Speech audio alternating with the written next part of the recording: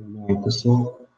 Então, fazendo uma aula explicativa mais rápida para a gente falar sobre o conteúdo da semana, que é a antropologia e o estudo etnográfico. A gente vai falar, então, sobre como foi se construindo esse pensamento etnográfico. Então, vamos pegar o slide aqui, que é a construção do pensamento etnográfico. Então, o que a antropologia estuda, principalmente, é a diferença cultural. Ela quer saber o que é familiar a nós, a nossa cultura, e o que é estranho, estranho num lado positivo, com a ideia de diferente. Então, quando temos uma visão de mundo, avaliamos determinado assunto sob determinada ótica, nascemos e convivemos numa classe social, pertencemos a uma etnia, se somos homens ou mulheres, são algumas condições que nos levam a pensar na diversidade humana, cultural e ideológica. E, consequentemente, na alteridade, isto é, no outro ser humano que é igual a cada um de nós e, ao mesmo tempo, ele é diferente. Então, a forma como a gente vive, a forma como a gente pensa, a nossa personalidade, a forma como a gente se comporta, depende muito, muito mesmo da onde a gente nasceu. Então, se eu nasço em determinada comunidade, eu vou seguir determinada crença religiosa, eu vou ter determinado padrão de vestimento, eu vou comer determinados alimentos, então tudo depende muito da forma como da onde eu nasço. Então é aquela ideia de que o social é o comportamento natural, que a gente não consegue mudar, mas é o comportamento social, que a gente vai aprendendo conforme vai passando o tempo, dependendo do local onde a gente vive. Então, muito do que acontece é que às vezes a gente pega uma coisa que é muito comum para a gente, que a gente aprendeu naquele meio social em que a gente vive, e a gente acha que aquele meio é o mais correto de se viver, de se comportar. Então, o que pode ser comum para a gente às vezes pode ver como uma coisa absurda para outras pessoas, para outras culturas.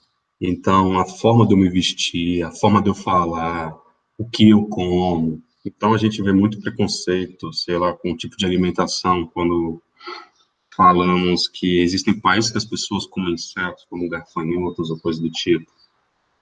E também há lugares aqui no Brasil que as pessoas comem formiga. Então é algo muito que você vai aprendendo e vai normalizando. Comer tripa de animal, ou a nossa famosa feijoada, né, que vai o pé do porco, o rabo do porco, focinho, tipo assim, basicamente a parte do porco que não era muito bem aproveitada e era o resto. Então, muitas pessoas não veem com bons olhos esse tipo de alimentação. Então, é algo que a gente vai aprendendo e que vai gostando. A buchada de bode, né, que é feito dentro do estômago do bode, cozido as tripas, as vísceras do bode. Então, nem todo mundo aqui come, claro, a gente tem que entender isso. A gente tem que entender que algumas coisas a gente vai aprendendo ao longo do tempo. A gente pode falar também sobre essa tirinha, sobre a forma como a religião é tratada. Às vezes, a maioria das religiões ela tem esse ponto de fazer um pensamento de que ela é a verdadeira, é a correta e qualquer coisa que seja diferente é horrível. E aqui, então, a gente pode falar do padrão de vestimenta das mulheres no Brasil, quando é na época do verão, praia, e aí o corpo exposto, a ideia de magreza, que é uma coisa muito predominante, a ideia de frequentar uma academia, de ter marca de biquíni, e coisa do tipo. E para muitas pessoas que estão de fora, é uma atitude muito machista, porque muitas vezes a mulher ela faz isso para agradar os homens, não ela mesma. Então, às vezes, até passa por procedimentos cirúrgicos ou toma medicamentos para poder alcançar esse padrão para agradar outras pessoas. E existem outras culturas que acham isso horrível. Então, a gente tem culturas em que a mulher fica completamente coberta. E, e os maridos têm esse pensamento de que também é bem machista, claro, de que a mulher, ela vai envelhecendo e é algo natural, então é algo para eles. Existem também culturas em que pessoas podem se casar com várias outras pessoas, a poligamia, e a nossa cultura proíbe. Então, qual é o errado, qual é o certo? E então não existe bem essa resposta do errado e do certo. A gente tem basicamente pontos de vista, coisas que você aprendeu com a história, e a verdade pode ser uma coisa muito relativa. O que é correto, o que é verdade para você, pode ser uma coisa horrível e errada para outras pessoas. Então, a nossa cultura vai se montando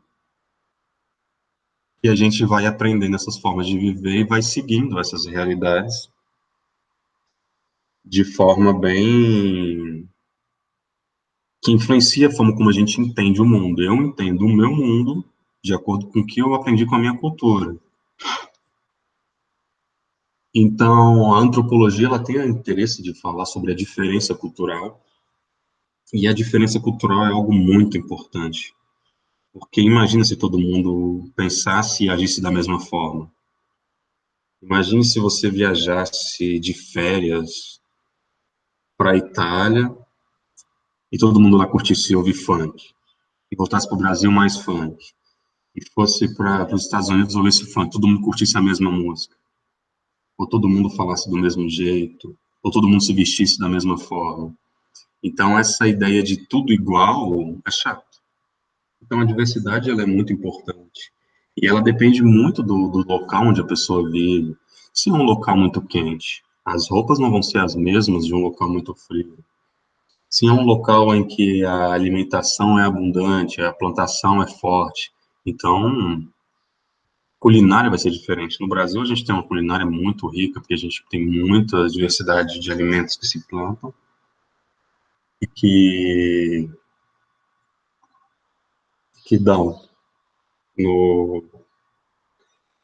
para alimentação. Temos também o Japão. O Japão é uma pequena ilha, como é uma pequena ilha cercada por águas, não faz muito sentido se investir em gado e coisa do tipo. E aí, então, a alimentação base deles é peixe, porque a facilidade de pesca era muito maior. Então, no começo do século XX, a antropologia começou a entender a diferença cultural.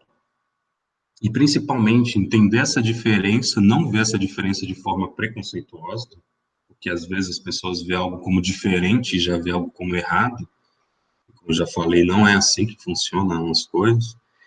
Então, ela vê as coisas como diferentes e depois quer garantir que essa diferença exista, quer garantir que se respeite essa diferença, que não há preconceitos com outras religiões, com outras formas de se comportar, com outras culturas. Então é preciso se conhecer o outro e entender que há diversas formas de se viver e que isso depende de onde você nasce e vive para evitar preconceitos. Então, o campo da antropologia. Na aula passada a gente falou sobre como a antropologia ela trabalhava com um método de pesquisa etnográfico, né, que é o coração da antropologia. Então, a etnografia é basicamente conviver com a comunidade que você tem contato. Então, inicialmente, quando começou a surgir a disciplina da antropologia, ele começou a buscar as disciplinas ditas primitivas, as sociedades não ocidentais, aqueles povos indígenas que não viviam na Europa, principalmente, porque a Europa era o grande padrão ocidental do mundo. Então, qualquer povo que vivesse de forma diferente do europeu, ele, ele então era visto como primitivo, né? A ideia de primitivo é uma ideia já bem equivocada, não trabalhamos mais com esse tema. Então, então, primitivo não quer dizer atrasado. Na verdade, o primitivo só é o diferente. A gente tem muitos pontos para poder falar sobre isso. Na próxima aula, a gente vai falar sobre o evolucionismo, para poder ver como havia a ideia de que existia uma evolução das sociedades, então tinham as atrasadas e as avançadas. Mas claro que as avançadas eram as europeias, porque os europeus estavam escrevendo sobre essas teorias, sobre essas ideias. Então, a gente teve a expansão do sistema capitalista, né, na segunda metade do século XIX, e essa expansão começou a trazer contatos de culturas muito diferentes. Então, os europeus tinham um modo de vida e se vestiam de um modo, falavam de um modo, comiam de um modo, e então começaram as grandes navegações, e essas navegações, como a gente sabe claramente, elas começaram a levar-nos a ter contato com outras culturas. Esse contato, então, foram gerando relatos. Esses relatos foram mostrando as diferenças que existiam entre as culturas que os europeus entrando em contato. Então, a antropologia foi se fortalecendo com um pouco desses relatos. Lá no século XX, já na metade, lá para a próxima metade, a antropologia buscou não só entender esses povos que não eram ocidentais. Ela percebeu já claramente que a diferença cultural não se dava apenas com sociedades distantes, mas dentro da própria sociedade a gente pode observar uma diferença cultural muito grande. Na nossa sociedade mesmo, se a gente falar de Brasília, a diferença cultural de Brasília é muito grande.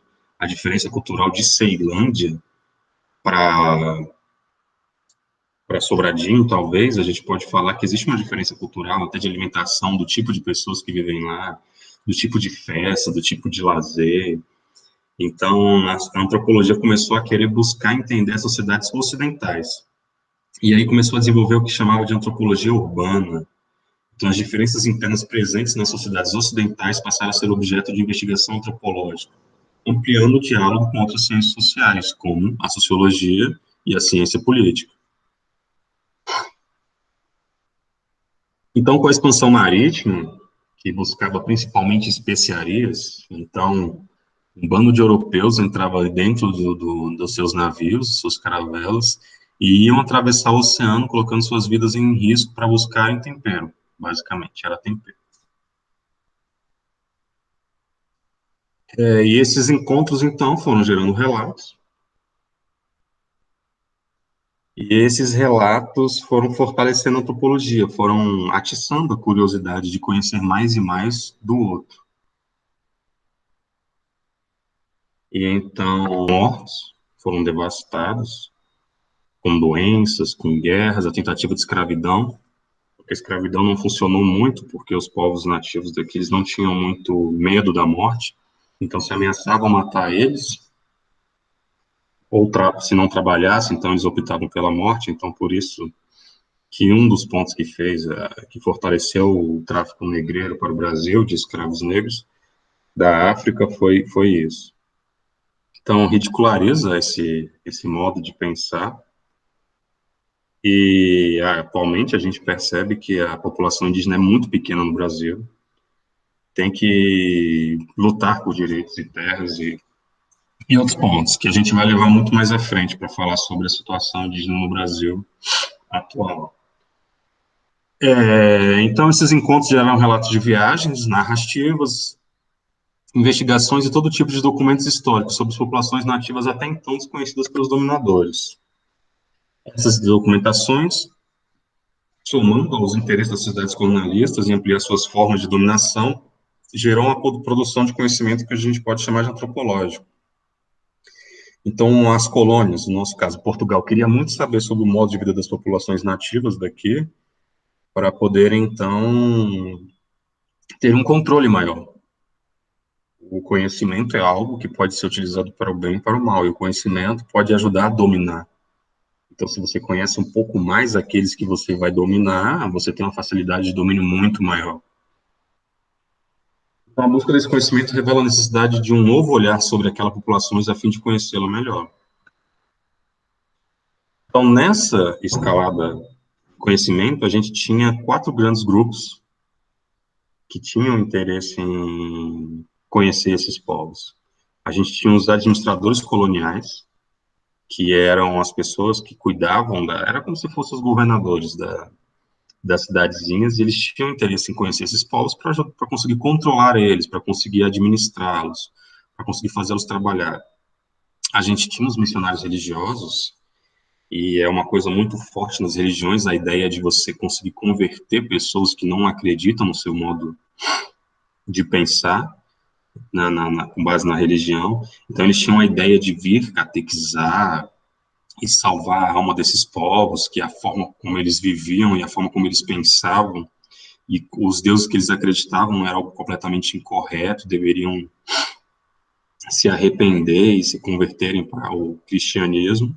E a gente tinha os comerciantes principalmente eles tinham interesse em conseguir produtos e também até vender esses produtos. Então você entende sobre os produtos, sobre o que tem naquelas terras, sobre o que as pessoas que vêm em determinado local têm interesse em consumir, e poder ter acesso a isso.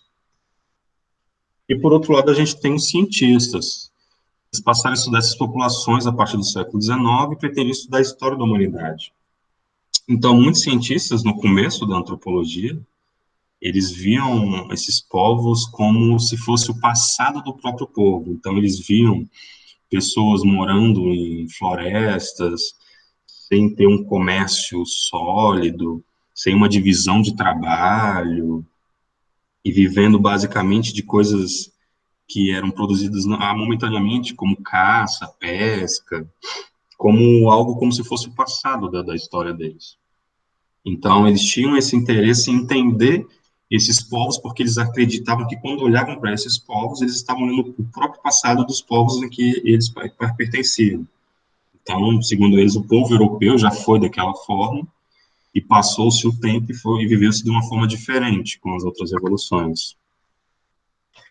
Então, grandes pensadores da antropologia, a gente tem o Franz Boas e o polonês o Malinowski. Eles se dedicaram à etnologia, e eles buscavam entender diferentes aspectos de uma sociedade, vendo como ela se organizava. Eles queriam entender quais eram as diferentes funções dos indivíduos, como a religião influenciava para esses indivíduos, e como essas estruturas transformavam a sociedade. Então, como era a política, como eram as crenças, como era a alimentação, como eram divididos os papéis de cada um, qual era o papel da tradição no comportamento de cada um, porque a gente pode dizer que existia o curandeiro, existia o pajé, que seria existia o guerreiro, existiam os caçadores. Então, existiam diferentes papéis. Então, eles queriam entender como eles se organizavam para saber como funcionavam essas sociedades.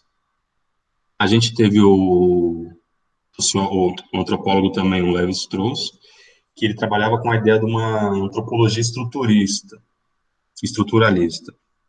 Ele queria entender que estruturas existiam em todas as sociedades e que não se alteravam. Então, forma de se organizar, e quando a gente fala estrutura, é uma base, assim, um ponto inicial, e ele queria entender normas, regras, valores e costumes que organizavam diferentes sociedades, e quais regras, normas, valores e costumes eram muito frequentes em várias sociedades, mesmo elas nunca tendo contato umas com as outras. Um exemplo de uma estrutura comum que Lévi-Strauss apresenta em suas obras, a gente pode falar sobre o incesto, o tabu do incesto. O incesto é é a regra de que filhos e mães não devem se reproduzir, é algo muito mal visto. E pode ter uma característica muito biológica, né, porque a chance de sair um herdeiro, um filho com problemas de formação, de saúde, é muito grande. Então, todas as sociedades observadas pelo Lévi-Strauss, elas condenam o incesto. Ele também fala sobre como é organizado o parentesco. A nossa sociedade, assim como várias outras sociedades, também tem as regras de parentesco. a forma como é a família da mãe, a família do pai, o contato, a forma como é a transmissão do conhecimento dentro da família. Então, existem estruturas básicas em diferentes sociedades, mesmo que elas nunca tenham contato umas com as outras. Então, quando a gente falou do incesto, o incesto existe aqui, existia no passado, no Brasil, e existia em outros povos também. Então, ele vai buscando tentar isso.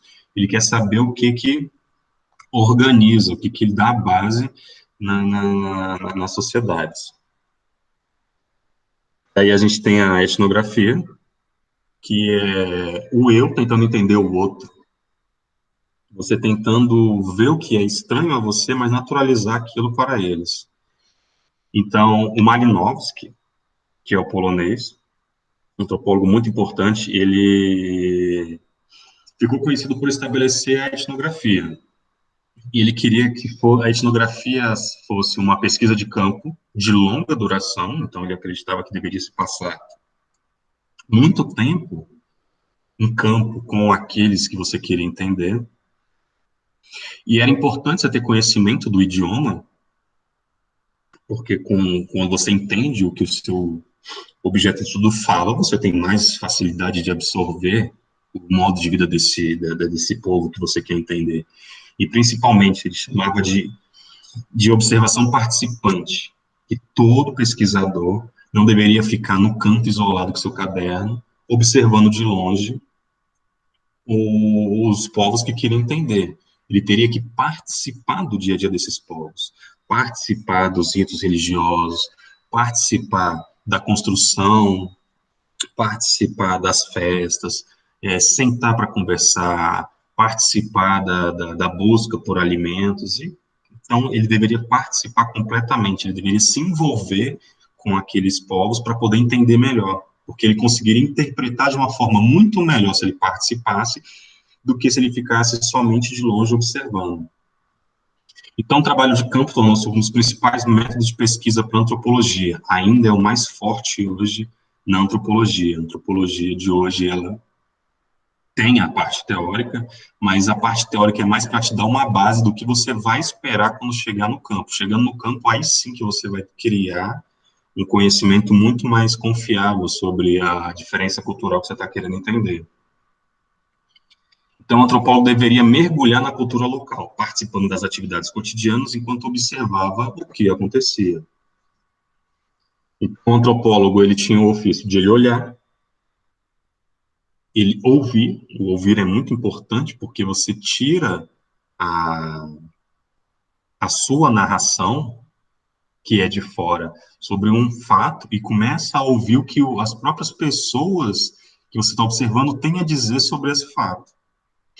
E ele precisa, claro, escrever, porque a gente sabe que o conhecimento, se não for escrito, se não for datado, ele acaba passando da forma mais oral e, com o tempo, pode acabar se perdendo esse conhecimento. Então, a gente precisa textualizar o conhecimento. Existem muitos povos que foram dizimados, mortos, e não se sabe muito sobre eles porque não se tem registros escritos sobre esses povos. Então, esses povos tinham culturas, formas de falar, formas de pensar, só que era algo passado somente pela fala entre eles. Então, quando eles deixaram de existir, deixou de existir aquele conhecimento sobre eles. Então, quando o antropólogo vai para campo, ele tem que cumprir três funções: o olhar, o ouvir e escrever, sobre aquelas populações que ele está tentando entender. O olhar e o ouvir deve ser feito de forma participante, ele tem que estar lá, se relacionando com aquelas pessoas com quem estuda, levantando informações sobre seus modos de vida, mas principalmente dando ouvido ao que eles têm a dizer, dando a voz aqui para que eles contassem suas experiências. O pesquisador, então, apresentaria uma descrição densa. Um antropólogo, Clifford Geertz, tem até o exercício para vocês sobre isso, ele trabalha com a ideia de uma descrição densa. O que é algo denso? É algo mais forte, é algo mais completo sobre uma coisa. Eu posso falar de forma simples sobre um filme, vamos dizer, sei lá, Velozes e Furiosos, uma forma simples sobre o filme. A Velozes e Furiosos é uma história sobre pessoas que se juntam para roubar carros. bem superficial essa forma de explicação. Mas se eu quiser falar uma descrição densa, descrição densa é uma descrição mais aprofundada, mais completa sobre uma coisa. Então, eu vou pegar vídeos, fotos sobre o filme, vou pegar histórias sobre os atores, vou entender como o porquê foi montado o roteiro daquela forma, vou analisar a forma como é tratado o filme, a relação familiar que tem no filme, a relação policial e de amizade que tem no filme. Então, faria uma coisa muito mais completa para poder falar sobre o filme. Então, não seria diferente com povos, assim. Então, o Lietz, ele quer uma descrição mais densa, mais completa sobre as ações de determinado povo. Então, você faz um registro, ouvindo muitas pessoas, botando muitas interpretações, e também você tenta de forma mais clara, para que a pessoa que for ler esse registro consiga quase que se colocar dentro daquele povo para entender como aquele povo vive. Então, registros visuais, como fotos e vídeos, é muito importante, porque às vezes você descreve uma paisagem e nem todo mundo imagina da mesma forma, mas quando você bota uma foto daquela paisagem, um vídeo, ou então não apenas uma paisagem, sobre um ritual religioso, com danças e máscaras e cantos, se a pessoa vê um vídeo, ela consegue entender de uma forma muito melhor do que ela tivesse só que imaginar aquele registro escrito.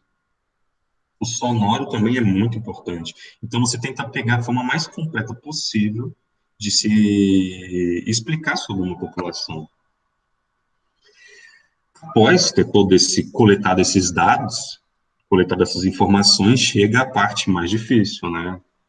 Que é o antropólogo sentar e começar a escrever de forma científica, seguindo o rigor científico, cumprindo a metodologia, utilizando a racionalidade para explicar o que ele observou. E o que ele observou vai ser passado para outras pessoas também terem conhecimento e contato sobre esses povos. Então, o pesquisador cria conceitos e interpretações com base em seu conhecimento antropológico para apresentar como é complexo aquele modo de vida de um determinado povo. Então, um exemplo, o Malinowski. O Malinowski, ele fez uma pesquisa com os argonautas no Pacífico Ocidental. E então ele viveu com esse povo e ele observa uma coisa que ele chamava de kula, que chamavam de kula, não era ele, claro, que era um sistema de trocas simbólicos. Então, os povos tinham um período do ano em que eles começavam a produzir embarcações para viajarem, para terem contato com outros povos. E quando eles chegavam nesses povos, eles entregavam para esses povos colares, pulseiras de conchas. E esses colares, pulseiras de conchas, não tinham valor nenhum para esses povos. Eles não utilizavam para nada, apenas para fazer sistema de troca. Então, não era algo tão importante. Então, o Malinowski teve que sentar e ver por que será que eles dão tanto valor em separar um período do ano para ter todo um trabalho de construir embarcações para viajar, para poder se ter contato com esses povos. Então, ele percebeu que esses povos faziam isso mais para poder fortalecerem seus contatos, para poderem manterem outros assuntos como comércio, ou coisa do tipo. Então, ele começa a tentar entender a complexidade da simples troca de um colar. E aí tinha a ideia do dar, receber e retribuir, que é trabalhado pelo Marcel Mauss, em que ele começa a observar que o indivíduo que dava, ele tinha a pretensão de depois receber também. E quando ele recebia, ele teria que também retribuir. Então, se você recebesse um presente, um colar, e não retribuísse, isso gerava um grande mal-estar. Então, o antropólogo, então, ele começa a entender a complexidade de um simples gesto. Vou viajar lá para longe só para dar um colar com uma pessoa? A gente pegasse o senso comum e ia pensar isso, que pessoal idiota, né? Vai lá, tem todo um trabalho só para dar um colar que não vale nada e volta para casa. Só que um antropólogo não trabalha no senso comum, ele trabalha no senso crítico. Então, ele desenvolve toda uma análise, e principalmente com base na interpretação que esses povos têm, para entender como é complexo um simples gesto. Então, ele busca muito disso, de tentar entender essa diversidade, como os outros vivem de forma diferente. Mas, como a gente falou no começo da aula, não é somente nesses povos ditos não ocidentais, essas populações que costumam viver em florestas ou coisa do tipo. Mas a gente também pode observar isso dentro da nossa própria sociedade, na antropologia urbana. Então, o antropólogo que trabalha com a temática de antropologia urbana, ele então vai fazer uma etnografia dentro da cidade. Vamos dizer que eu quero falar sobre a comunidade reggae de Brasília. Então, como eu, antropólogo, vou fazer isso? Eu vou, eu vou viver com essa galera, vou frequentar as festas com essa galera, vou andar com essa galera, vou me divertir com essa galera. Então, eu vou tentar desenvolver um trabalho com essa galera para explicar a complexidade desse pessoal. Para a gente concluir, finalizando, a gente viu que o contato com outros povos gerou relatos sobre os diferentes modos de vida, que a antropologia busca reforçar a importância da diversidade cultural, reforçando o respeito por outras culturas, evitando preconceitos. A antropologia pode ser feita em qualquer sociedade humana, basta ser humano para poder fazer. E inicialmente ela observava povos não ocidentais, mas passou posteriormente para a antropologia urbana. Não que quando passou posteriormente ela abandonou a antropologia de povos não ocidentais, ela ainda mantém esse trabalho, e é um dos mais fortes que tem. Mas ela também tem um contato com essa antropologia urbana, que consegue se relacionar mais com a sociologia, a ciência política. O antropólogo, então, ele deve ouvir, observar e participar das atividades que busca compreender, descrevendo de forma aprofundada aquilo que percebeu, aquela ideia de descrição densa do Clifford Geertz. Suas observações geram conceitos e interpretações que, quando passadas para o papel, pode servir como fonte de informação para outras pessoas. Então, a base de que a ciência não é algo para se fazer apenas para a ciência, mas para se gerar um conhecimento para a própria sociedade. E quando a própria sociedade começa a conhecer e entender a complexidade de vida dos outros, os indivíduos eles costumam abandonar preconceitos. Então, se a gente fizesse uma antropologia, pegar um trabalho sobre muçulmanos, talvez, a gente conseguiria evitar vários preconceitos que é repassado pelo senso comum para a gente, para entender como é que é complexo, como é que existem várias situações do modo de vida daqueles povos. Então, é basicamente isso. A gente poderia falar só mais um ponto, que é a herança cultural. A gente falou bastante sobre cultura. Então, a nossa herança cultural é basicamente o que a gente aprende dos nossos ancestrais. Nossos ancestrais são nossos pais, nossos avós, tios, pessoas que estão mais tempo. Então, a gente nasce numa família, e aí essa família vai repassando o que ela aprendeu da família dela, que repassou. Então, é uma coisa que vai repassando. Então, a gente aprende a língua, as tradições, a forma de vida. Então, é basicamente isso. A antropologia, a forma como a antropologia foi surgindo e a forma bem mais detalhada, comparado com a aula passada, de como é feito a antropologia e como é repassado. Então, na semana que vem, a gente vai ver um pouco mais sobre o etnocentrismo, que é aquele pensamento mais preconceituoso com outras culturas. Quando o indivíduo ele toma sua cultura como base para uma análise de outra cultura e tudo que ele vê diferente ele condena. Mas, fora isso, bom restinho de semana para todo mundo e tenham um ótimo momento. Tchau, tchau, pessoal.